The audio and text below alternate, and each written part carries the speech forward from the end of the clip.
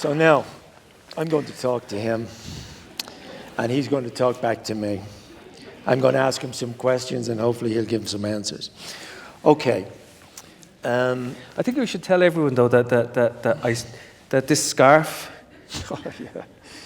where did it come from? I robbed it from him. Yeah. Yeah.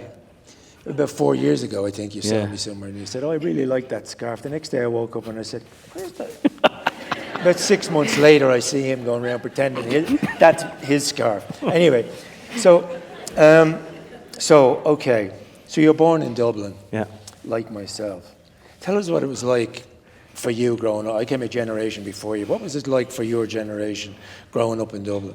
I have to tell everyone that I've had the great pleasure in the past few days, and I'm going to embarrass you here, of reading something that Gabriel's working on, and he's a brilliant writer, and it brought me back to Dublin in so many ways, and it's a sort of memoir that's poetic, and it's like Dylan Thomas is there, and just fantastic stuff. And it reminded me of like so much of what it was like to grow up in Dublin. I was slightly different to you. I grew up on the edge of Fox Rock being the posh place in Dublin. That was where Beckett came from as well. My grandmother cleaned Beckett's house. Yeah. Wow. Yeah, it was actually, we came from a poor family in Fox Rock. My dad asked my grandmother what Beckett was like as a kid, and she said to him, he was a little snot. And he probably was until he went to Paris, and then things changed for him. But my dad was a journalist, features editor of the Evening Press. A sort of talisman for a lot of writers, especially women writers. He had a page in the 1960s which was considered absolutely revolutionary, only for women writers. But the funny thing is, it's so hilarious when I think about it now, the page was actually called Petticoat Panel. Yeah, I remember it, yeah. Like, oh. Yeah. But, all these writers would come knock on our door, especially if they wanted to touch Sean McCann up for a few quid so they could go out and have a drink. Ben Kiley would come around, and Con Houlihan would come around, and you'd see the taxi, outside shaking, like it's ready to get a drink itself.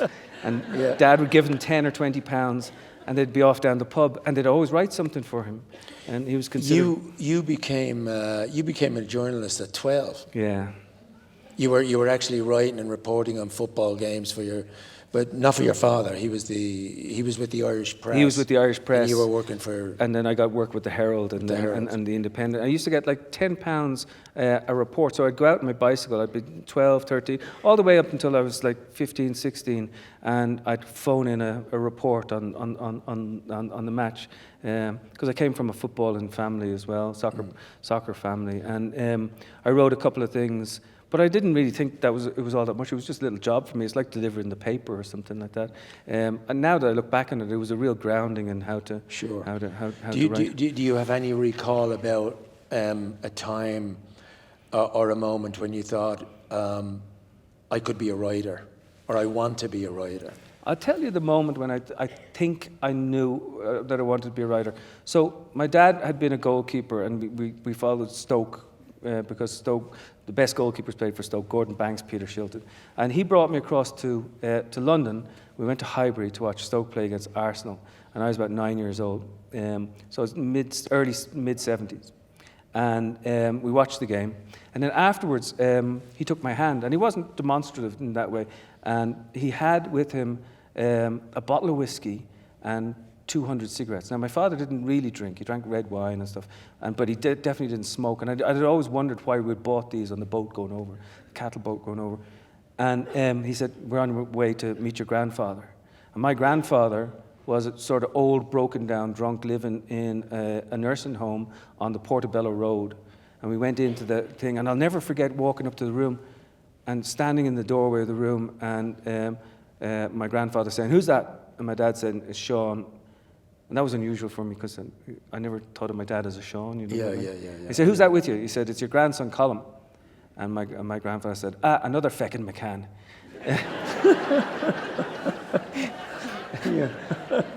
But he put me up on the bed, and then I gave him the whiskey, which is a very Irish thing. Couldn't give him the cigarettes, right? You know, I gave him the whiskey, Dad gave him the cigarettes, and he was very happy then. And he told all these stories. And I went back and to Foxrock, St. Bridget's School, Foxrock. On the Monday morning, Mr. Kells gave us an essay to write. The person I most admire. And I went into my dad in his writing shed, and I said, Dad, do you mind if I write about Grandad? And he said, no, go ahead, fire ahead and write an essay about Grandad. Well, at the end of the week, Mr. Kells read out the essay.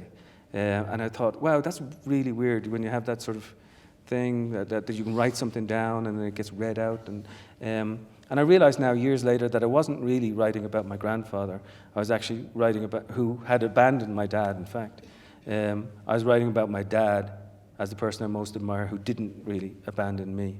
And so that was when I realized that there's certain power in writing. And of course, my dad was writing every day.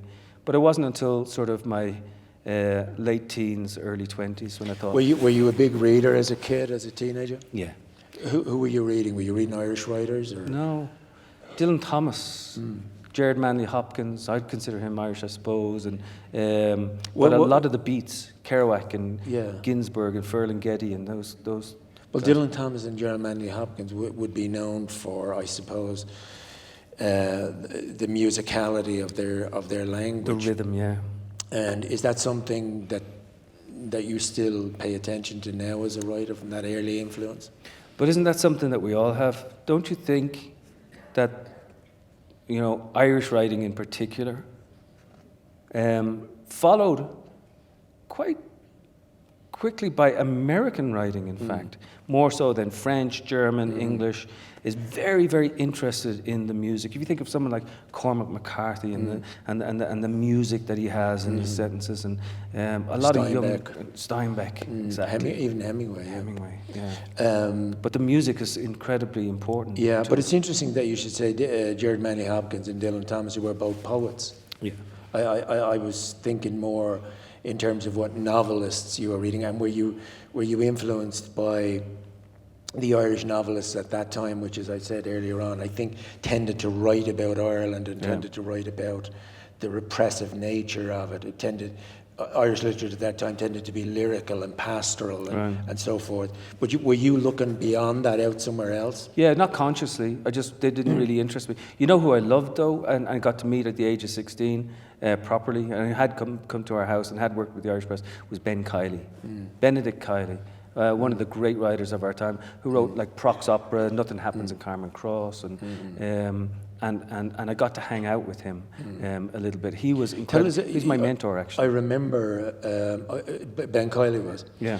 I remember talking to Ben Kiley once. I only met him once in Dublin, and in Madigan's in Donnybrook, yeah. And I remember that he would start a story, and what's that word you used for the many-sided thing? Oh, a paragon. He was a storyteller like that. Like he'd start off with one, and then it would lead into 10 or 12 different stories. And as you said the other day, they would all connect back to a devastating kind of conclusion or punchline. Yeah, he somehow had the ability to hold all these things. He was like a man with spinning plates. And he'd spin all these plates in front of you, and you think, all right, well, one of these is going to smash on the pub floor here any minute now. But somehow it didn't. But there are a lot of Irish characters who can do. Do you think we still have that now at home or not? There's a great story told by, I think, John Ryan in his book called Four Dubliners, where he was standing at the top of Grafton Street and at Stephen's Green, and Brendan Behan, Miles Nagopolin, who was also known as Brino Nolan, Flann O'Brien, probably one of the greatest comedy surrealist writers in the English language. Joyce thought he was a genius, and Patrick Kavanagh, and they were all eccentric people, all completely doolally in their various ways, and they were lamenting at that time in 1959 the dearth of characters in Dublin. Right. And yet they were three huge characters themselves. Right.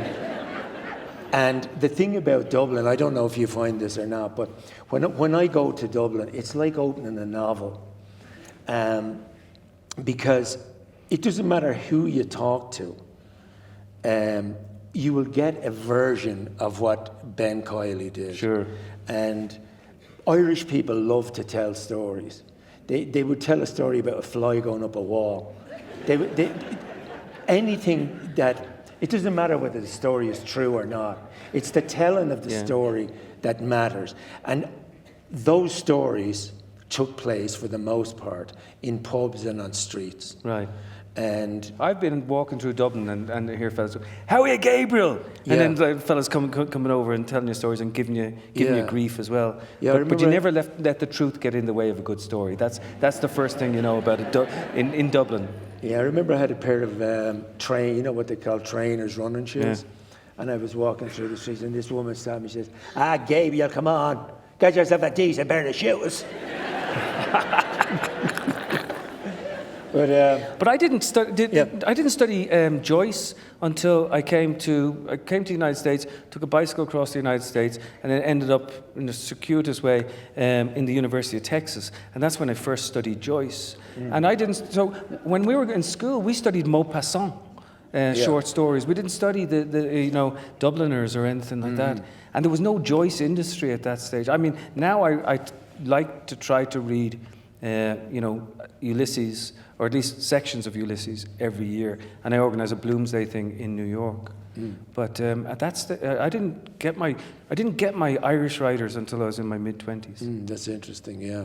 Well, you left Ireland behind, and for many people, that's to move from one culture to another. That's a traumatic journey, and people leave for various reasons. Were you somebody who left because of need, or for economic circumstances, or did you leave out of a curiosity to move beyond the island of Ireland?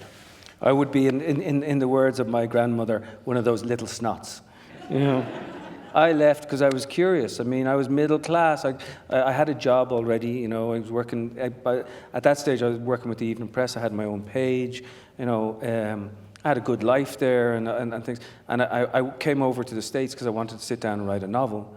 I got a place in Cape Cod with about 20 other Irish people. One of those places. And they tried to write a novel, realized at the end of the summer that I had absolutely nothing to write about, and hopped on a bicycle. But I always thought I'd go back to Ireland. I mean, other people left, because you're absolutely right, because they were oppressed by the church or by family, or they needed to go because of economy. I was one of the first of that sort of commuter generation. I thought I could go back and forth fluidly. I never thought that I would end up staying here. And really, it's just been one of those. I still think that I belong. I belong at home. I'm a man of two countries. I still think I got my hand in the pocket of two different places. But isn't that the dilemma for so many exiles? That when you leave a country that you are rooted in, and then you move to another culture, you don't belong in the place you leave anymore, and you don't really belong in the place that you go to. Right. So you're constantly moving, trying to find a sense of identity and a sense of what home is. Right. Where do you consider home to be? Well, actually, when I'm in New York and I say I'm going home, it means I'm going back to Dublin. When I'm in Dublin and I say I'm going home, it means I'm going back to New York. And I actually move fluidly between those two things, and I don't see them as contradictory at all. I think I'm one of the lucky ones. But also in terms of literature, I think for writers to come to this country, the great generosity of American literature, and people don't talk about this that much now, but the great generosity of American literature is that you can become American. Like I've been given American prizes and so on, but still maintain your Irishness or your Englishness, or if you're Sasha Heyman, you can still be from Bosnia, or if you're Juno Diaz, or if you're Edwige Danticat, you can still hold on to your original place. That doesn't happen elsewhere. So I think that's one of the generosities of immigration, even in this country, is that you can still hold on to where you came from. I wanted to ask you a question about you came to America. You went on a bicycle ride all over all over America. Right. Mexico. Mexico. The thought of you on a bicycle going around America. Anyway, you you decided to write your first novel. Did you have any inclination at that time that not only would that novel be extremely well received, but that you would go on to be an incredibly renowned and celebrated author? How do you feel about that journey from writing a column at at 12 or 13, and then you come to this place? How do you feel about that journey? Well, I got to tell you that the first novel that I wrote was such a success that it's sitting in about 3 or 4 different drawers and will never see the light of day. I wrote a novel called Uncle Saccharine, which was the biggest pile of steaming horse manure that you can possibly imagine. Yeah. Then I wrote another novel called The Wilderness Llamas, which was even worse. And I think most writers have at least two books in the drawer. And then I got lucky. I feel I got lucky. And, you know, I wrote a collection of short stories called Fish in the Slow Black River. I came at a gentle time. It's harder to be a young writer now. There's a lot more pressure on you. But I was allowed to create have a collection of short stories. People looked after me. I worked hard. Yeah, I worked really hard. But I never thought I'd be in any sort of position where I'd be sitting in a place like this. But did you feel, when you started acting, did you feel that people, that you would be, walking up to Oscars and getting Tony Awards and all these things? No, not at all. And is that a tension? Because there's a tension for me. Is it a tension? Yeah, there's a tension in it, because I always think that people are going to find me out sooner or later. They're going to say... It's funny you should say that, because I suppose the image that I have of the writer is that a writer is in a way protected by the fact that nobody is really telling him what to do. He sits in a room, it's him and the blank page. Incidentally, I remember you telling me that you'd written a novel and you were 3/4 of the way through and you didn't like it and you threw it away and started again. Right. That always stuck with me, that image of beginning again. But I think the idea of being found out is something that I hear actors talk about all the time. They feel that somebody is going to tap them on the shoulder in this party that they're at, and they turn around and there's 2 big security guys and saying, listen, I don't know how you got in here, but it's time to get out. Yeah. And that is a fear of, what is that? Is that a fear of success, or is it a fear of success diminishing? Is it a fear of failure? Is it an inability to accept the reality of what has happened to your life? Is it an inability to understand what true success is? Is it a fear of going back to a place that you do not ever want to go back to again? Right. What is it? I think it's all of those, and I think that's what makes it invigorating. In particular, the invigorating fear of failure. That and you want to go on. Like, I want to go on. I want to do something new. I constantly want to do something new. I don't want to repeat myself over and over again. The writing that I don't like is that which sort of settles into some sort of comfortable pattern and starts to pat itself on the back. I mean, I want somebody to give me a kick in the arse. I mean, that's what I really do every day. And that person, sometimes it has to be yourself. Vonnegut says, you should be continually jumping off of cliffs and developing your wings on the way down. And I love that notion. And I think every young person, who does anything at all should be, pushing it to the extreme. And then, Beckett, in fact, talks about that sort of invigorating. I wouldn't swap it now, not for the fire that's in me now. And I worry about getting older, of course, like everyone else. But part of about getting older is like how much can I create something new?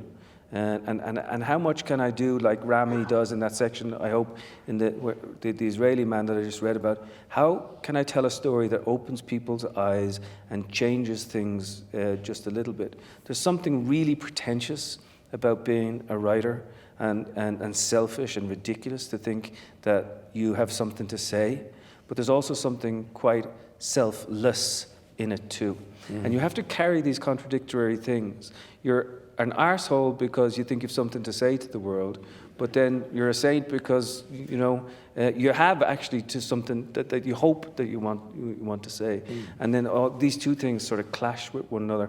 You got these angel and devil on your shoulders, and I quite like that sort of tension as it goes along. It's interesting, like what's Beckett's great phrase where he says, fail again. No matter, try again, fail again, fail better. It sometimes seems to me that, like in the culture that we live in now, it's a culture that's orientated constantly towards success, right? Celebrity success, and if you don't succeed, then in some way you are a loser. In fact, I heard kids in a playground once, and I don't know if they still do it, but one kid was calling another kid a loser. Oh, shut up, you loser. People say it as a derogatory kind of... but in my experience, and it ties into what you're saying, I think you learn from those two novels in the drawer, you learn more from failure than you do from success. Absolutely. Because failure forces you to go back to re-question, to re-examine everything. And the irony of life is that we must embrace the notion of losing, because ultimately we lose everything. Absolutely everything. Everything. Yeah. This is the human condition. This is what you're bound for. And it sounds like we just met the Zen master on the mountain, and we're coming back down with the wisdom. But there's something about that. John Berger was one of my great literary heroes, and he said something beautiful that I'll never forget. He said, if I'd have known as a child what the life of an adult would have been, I never would have believed it. I never could have believed it would be so unfinished.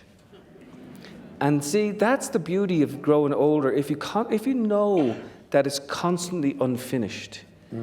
It's the idiots who have their minds made up, who think things are finished. They're the ones who ruin the world. It's true, right? I mean, the inability in this country right now to hold contradictory notions at the same time is part of our problem. We are not as stupid as our political parties want us to be.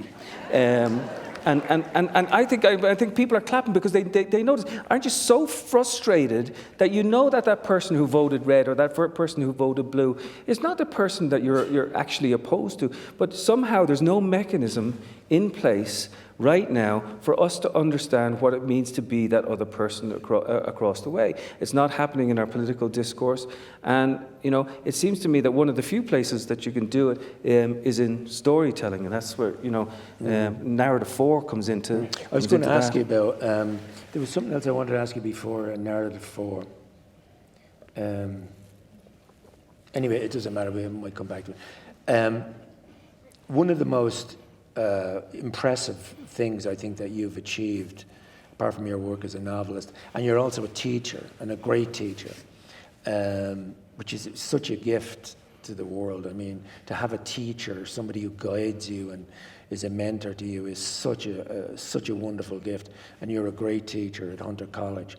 But I think the work that you've done with Narrative 4 is hugely impressive. Could you just talk about Narrative 4 and what it is? Well, one of the things I do want to say about teachers and teaching is, I remember my teachers and you remember your teachers from primary school and secondary school and all this stuff, and just coming in through the airport the other day, and this is not to bash on the military or anything, like getting on my United flight, they say, active military personnel, get on before everybody else, and that's fine. That's good if you want that. But why don't they give it to teachers? Show your union card, these people, like the the lack of regard for teachers and teaching in this country. Nurses, teachers, Nurses, fire brigade. yeah. People are on the coalface every single day. Right. Not to denigrate what people do. I'm not interested in denigrating. No. I'm interested in celebrating Yes. as much as possible. And that's where we get into this whole thing about Narrative 4. So Narrative 4 is an organisation that was put together a few years ago, co-founded with my co-founder Lisa Consiglio and a number of writers who from all over the country, Reza Aslan and I'm going to forget all the people, Asaf Gavron and Ishmael Bea and David Robleski and Terry Tempest Williams and a whole load of writers and activists. We got together and said, what is it that we have that as writers that we can bring out into the world? Well, we have stories and storytelling, and we have empathy. And we came up with this notion of radical empathy. And what if we brought this empathy and storytelling to schools and to communities around the world, where you step into my shoes and I step into yours. So you tell my story, I tell yours. And then so I get up and say, hi, my name is Gabriel. And, when I was 8 years old, this happened to me. And you find that when you tell your own story, yes, the brain is like a circus. There's all sorts of things going on, lights going off in your brain. But when you tell somebody else's story, the brain is actually like a carnival. And the incredible change happens on the ground when you tell somebody else's story. So we've turned this storytelling organization, story exchange organization, into from using the notion of radical empathy and turning it into action in communities around the world. So we're in Limerick, we're in South Africa, we're in Rwanda, we're in Canada, we're in Mexico, we're in communities all across the United States where young people are actually reaching across those divides and trying to figure out, what it means to be someone else. We've got exchanges going between the Cherokee Nation in Swain County, with kids in Fieldston, in the Bronx, and they're sort of coming together. You can do it face to face, but you can also do it virtually. We did 25,000 exchanges last year between people, and you actually see huge results coming from this. So it's fine to tell your own story. It's brilliant. It's beautiful to tell your own story, but to tell somebody else's story and to hear yours told back to you, even if it's told wrong. That's the interesting thing, when your story gets told in the wrong way and somebody doesn't listen to you. It's quite amazing. We won the National Magazine Award last year with New York Magazine when we brought people from various sides of the gun debate together, of the gun issue together to talk. And we had a guy from Kansas City who had a website where it sells guns online. He actually sold the gun that killed Trayvon Martin. He sold it online. And we matched him with a woman who'd been shot in the Utah trolley massacre. And they told one another stories. And when he got up to tell her story and he said, hi, my name is Carolyn, I was shot, all the oxygen was gone from the air. It was one of the most incredible moments that we had. And he realized the enormity of what he was saying. He had stepped into her shoes. He had taken her story, and it somehow meant so much more to him. He went back and changed the rules of engagement on his website. You couldn't be anonymous anymore. He began to do exchanges between Christians and Muslims in Kansas City, all in these little ways. And I think that's what literature does. I think that's what the Lannan Foundation does. We're using literature to expand the lungs of the world. And we have to do it. And because if we don't do it, we're friggin' well doomed. We're going to be coming indoors and closing the curtains. Thank you.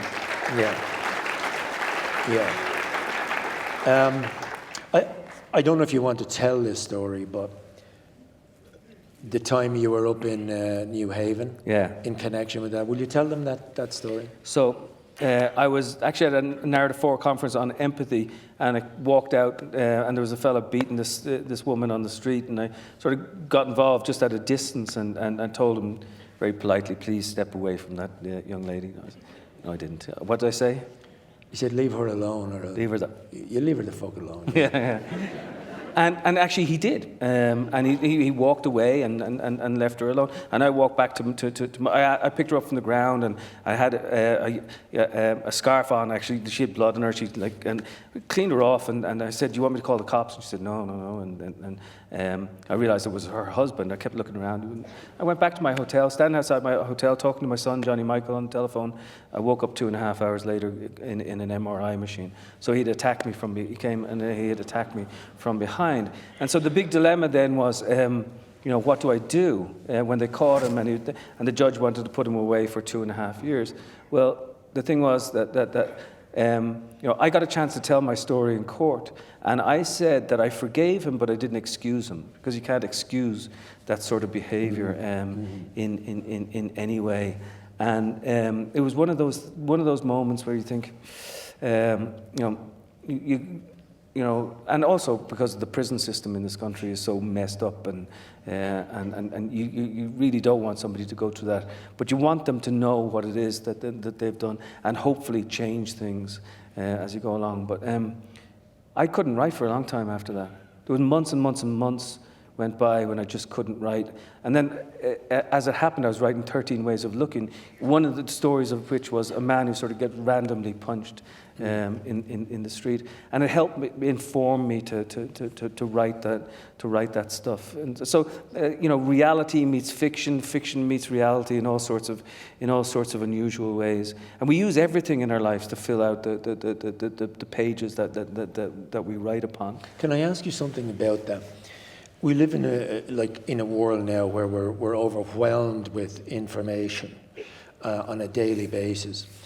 The entire country, maybe the world, is addicted to the negative soap opera that's coming out of Washington every day.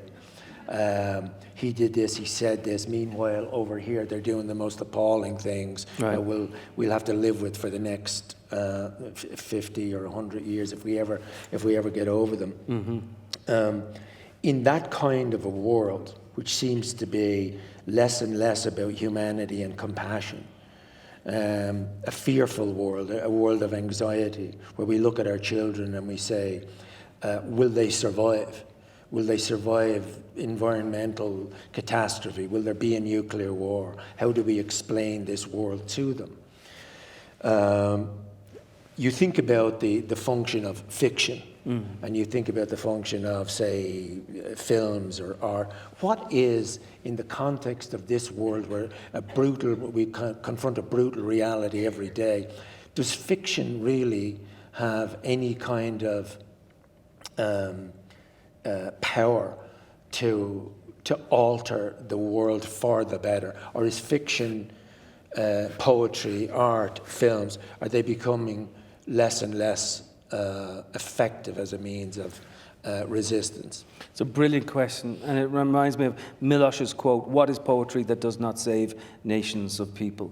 The writer, the artist has to believe, the actor, the playwright, the journalist has to believe that what she does, what he does, is going to shift the world sideways just a little bit. Just like these two men that I write about in Israel and Palestine. They believe that they got to get out there and tell their story. Because if you don't tell the story, that somehow the untold story inside of you will fester. And the hardest thing to carry is the untold story. So they can take away all sorts of things. They can take away our films. They can take away our novels. They can, maybe the novel will never be an art form anymore, but they cannot take away our stories. That's the thing. And our stories cannot be taken away from us. And what we need to do is we need to be funding that in schools. We need to be funding it in all sorts of levels. And not having our kids, this sounds so holy roller, having our kids like running off and going to corporations and doing all. No, come on, let's really fund our arts programs. And when they take away that funding in Washington, let's be the ones who stand up and say, this art is incredibly important. These films that you make are incredibly important. I don't think there will ever be a time when we say that art doesn't have that absolute purpose. And sometimes it comes from a reckless inner need. You do it just because, but right now, it seems that everything you do is sort of political. I haven't spoken out all that much about the Trump stuff. It just seems to me that's so outrageous. I promised I wasn't going to talk about Trump or anything like that tonight, but it seems so outrageous that other people are just saying it for me, and I know there's something inside that I'll get like 5 years from now, but it's my duty to go in and to try to understand the Israel-Palestine thing. One of the reasons why I wanted to talk about Israel and Palestine was because I wrote a novel called Transatlantic, in which I examined George Mitchell's role in the peace process, and we achieved peace in Northern Ireland. I mean, which is an incredible thing, yes, and that does deserve a huge round of applause.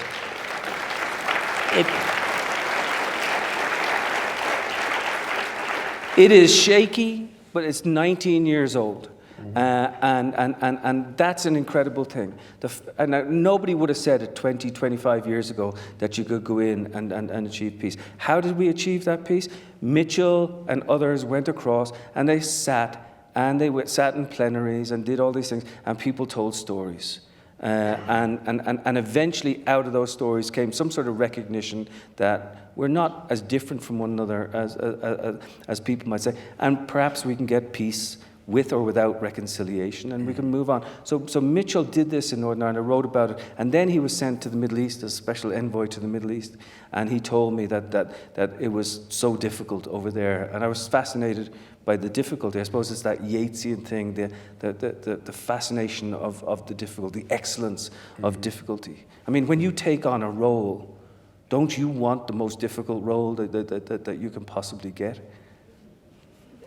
Yeah, he does. I don't, but I do them. Right. And I hate that I have to do them, but what else can you do except do the most difficult one? Right. But just to finish off, just a little one point that you said there about stories. I went back to the village where my father was born and where I spent a great deal of my childhood in the summers from the city. And I got to know everybody in the village. And I got to know the old man who looked after the graves. And I was talking to him one day, and he said to me, I know everybody in every single one of those graves. I can tell you who they were, who their mothers, their fathers, what they did for a living, what they were like, et cetera, et cetera. And he understood every single person there. And he said, you see that grave there and that grave there? Well, those two never got on when they were alive. Mm.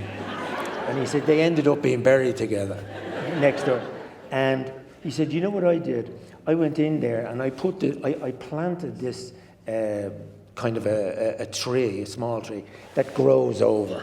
Mm. And I planted one on the other side. And these two trees, branches, meet over the two graves. Right. And he said, I know that. And so I talked to him about his life as an undertaker, and he told me the most amazing stories about being the grave digger and the undertaker to this village for 50 years. And he said something to me which I always remember. He said, there's no such thing as an ordinary life. Mm. Every life is extraordinary. And he said, you have to go to the people in your life and you have to ask them for their stories. What's your story? Fathers and mothers, you said a really interesting thing. One of the hardest things to carry around is the untold story. Mm-hmm. Old people who have amazing stories, personal stories that are interconnected with the Depression, with Vietnam, with the atom bomb, with Korea, and so forth. They lived those lives in those social contexts. They lived, they had married, they had kids, and they have these incredible stories to tell. When you look at television, you think that only basketball players or film stars or inventors are entitled to that kind of reverence for their lives. But what I decided to do, just to throw this out there for anybody who might be remotely interested in this, I took my video camera, and anywhere I go, and there was somebody there, I'd say, what's your story? Mm. And I'd get them to tell me the story. And there's one thing about somebody telling their story, you can't get them to shut up. They'll never run out of things to say about their own lives. So the great thing about, like if you walk through the streets of Dublin, and he has all sorts of wonderful Dublinese in this work that he's working on. And Dublin is full of fantastic words. Like, you know, one of my favourite Dublin words is the Rosner. And the Rosner is the first drink of the day, and it's for the rosin that you put on the violin bow before playing. You know, it's so beautiful. Yeah, we'll go off for the Rosner. You know, But in Dublin, when you greet someone nowadays, especially in a working class area, the greeting is story. Story. Yeah, story. Yeah, and in other words, what's the story? You know, and it's almost like, tell me something. Yeah. You know, and I think, you know, Ireland, we've been very lucky, and we have our story within, and we have our story without, and we have plenty of things to be ashamed of too. But one of the things that we can celebrate is the fact that we are interested, I think, in the stories of others. We've been quite muscular in that respect. We were just talking earlier about, before we came down, we were talking about why was it that Ireland never produced a great philosopher, a great painter, a great sculptor, but we produced an enormous amount of great writers. Not even the ones that are well known, like O'Casey, Shaw, Wilde, Beckett, Joyce, and the whole cavalry of writers but the ones that wrote in Gaelic. Mm-hmm. Incredible writers in Gaelic, a beautiful language that's almost obsolete now. But the reason that happened was because we had to live in the imagination for so long, because everything was taken. You couldn't ride a horse, you couldn't speak your language, you couldn't practice your religion. Under the penal laws. Under the penal laws. You couldn't live in a house, you couldn't own a firearm, you couldn't own a horse worth more than £5. You couldn't, your size of your window, if you increased the size of the window to let in light, they taxed you. You weren't allowed to go to school unless you went to a Protestant school, etc., etc. So people had nothing except the fireside and their stories. Right. And they told the stories to each other, and they lived in the world of the imagination. And that's still in Ireland today. And it's something, I have to say, that I miss. And I miss it sometimes in America. I want people to tell me stories. I don't want, if I say to somebody, "Where'd you go yesterday?" and they say, "Oh, I went to Neiman Marcus." I'm just saying Neiman Marcus. They could be saying anything. I want to know the story. Right. Story. What happened? Right. Yeah. Do you know what I mean? I missed that. Anyway, I think they were out of time. Thanks very much. Thank you.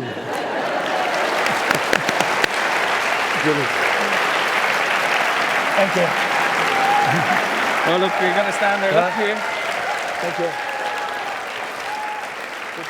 Good.